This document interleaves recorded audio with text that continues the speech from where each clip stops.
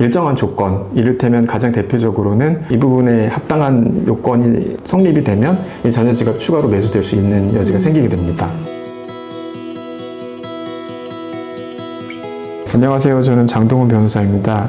저희 랩 채널에 방문해 주신 여러분께 감사드립니다. 이번 영상의 주제는 토지의 수용 및 잔여지에 대한 간단한 사례와 설명을 드리도록 하겠습니다.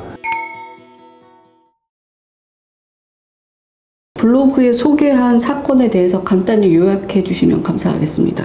당해 사안은 포천 화도 고속도로 수용에 관한 사례입니다. 사건의 토지 소유자는 일부 토지가 수용이 되고 보상을 받았는데 남은 땅 중 일부는 매수 조건에 부합하여 잔여지가 매수된 사례입니다. 토지 수용 과정에 대해서 독자분들에게 설명 좀 부탁드리겠습니다. 네, 일단 간단하게 말씀을 드리면 보상계획 열람 공고가 있고요. 이 보상계획 열람 공고에 따라서 토지 소유자 추천 감정평가사 1분, 그리고 시도지사 측에서 1분, 그리고 사업시행자에서 1분, 이렇게 보상에 대한 감정평가를 실시를 의뢰를 하고요. 그 후 보상액이 선정이 됩니다. 1차적으로 이 금액을 토대로 협의금의 보상이 이루어지게 됩니다. 그런데 이 협의 금액에 이의가 있으면 추후 이의를 제기를 해서 재결 절차로 넘어가게 됩니다. 이를테면 수용 재결 절차에 들어가게 된다는 것인데요. 여기서 한 번의 감정평가를 또 한 번 거치게 됩니다. 그때는 2명의 감정평가사님이 감정평가를 하고 이것에 대한 산술 평균이 통지가 되는데 이 금액에 대해서 이의가 있으면 또다시 이의 재결에 들어가게 됩니다. 이의 재결 역시 재결정에서 하는 것이긴 한데 역시 감정평가사 2인이 토지에 대한 감정평가를 실시를 하고 금액을 통지를 하면서 여기에 대한 금액에 대해서 이의가 또 생기게 되면 다시 소송 절차로까지 진행이 돼서 소송에서 한 번의 감정평가를 더 거치게 됩니다. 그럼 예를 들어 토지 전체가 수용이 되는 게 아니고 잔여지가 있는 상태라면 그 부분에 대해서 시행사에 잔여지에 대해서 매입을 요청을 할 수가 있나요? 예, 토지보상법을 보면 제74조에 의해서 사업시행자에게 잔여지의 매수를 청구할 수가 있습니다. 그 기간은 사업 완료 시까지인데요. 이때까지 내 편입 토지 외에 남는 잔여지가 있을 경우에 일정한 조건, 이를테면 가장 대표적으로는 전체 토지 중에 편입 토지의 25%만이 남게 된 경우나 330제곱미터, 약 100평이죠. 이 두 가지 조건에 충족이 될 경우에는 추가적인 요건에 대한 타당성을 거쳐서 이 부분에 합당한 요건이 성립이 되면 이 잔여지가 추가로 매수될 수 있는 여지가 생기게 됩니다.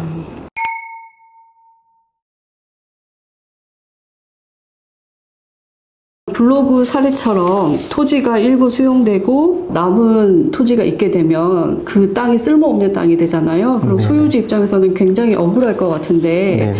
그럴 경우에 억울함만 주장한다고 해서 그분이 득이 되는 게 별로 없다고 들었는데 그 부분에 대한 설명 좀 부탁드리겠습니다. 앞서 살핀 것처럼 법적으로 요구되는 점이 몇 가지 있습니다. 이를테면 대지로서 면적이 적거나 부정형의 사유, 그리고 농지로서 농기계의 진입과 회전이 곤란하게 될 정도로 폭이 좁거나 이런 사유들이 있습니다. 이러한 법적으로 요구되는 사안에 대해서 일반 토지 소유자분들이 확인하기는 어려운 부분이 상당히 많이 있습니다. 그리고 이런 부분에 대해서 제대로 알지 못하고 단순히 이 부분은 짜투리 땅이니까 또다시 수용을 해달라 이렇게 말씀드리는 거는 상대적으로 사업시행자 측에서는 그 사람들의 요건이나 이런 것들을 맞추기 위해서 노력하는 것이 아니라 단순히 내가 종전보다 불리하게 형상이나 조건이 불리하게 됐다라는 것만 주장하기 때문에 설득력이 떨어지게 되고 그분들도 이것을 정식으로 접수해서 평가를 하기는 어려운 구조가 됩니다. 따라서 이런 것들을 첨예하게 내 땅이 어떤 조건에 해당이 되고 어떤 조건에 따라서 매수가 가능한지에 대한 평가를 받을 수 있도록 정식적인 문서나 서류, 요건들을 법률 검토를 통해서 주장해야만 합니다. 그래야 이 조건에 대해서 중토위나 지토위 재결청에서 평가를 할 수 있게 되고요.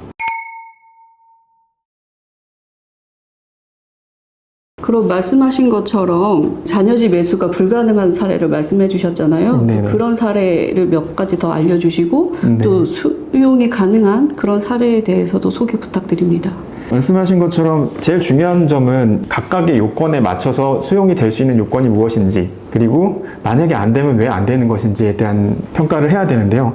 일단 여러 가지 조건 중에 가장 대표적인 것이 중앙토지수용위원회에서 업무 편람을 매년마다 열게 됩니다. 그래서 택지, 농지, 산지, 그 밖의 토지로 나누게 되는데요. 구체적으로 만약에 평가의 기준을 들어가서 살펴보게 된다면 택지의 경우는 주거용 토지, 그리고 상업용, 공업용 토지가 있습니다.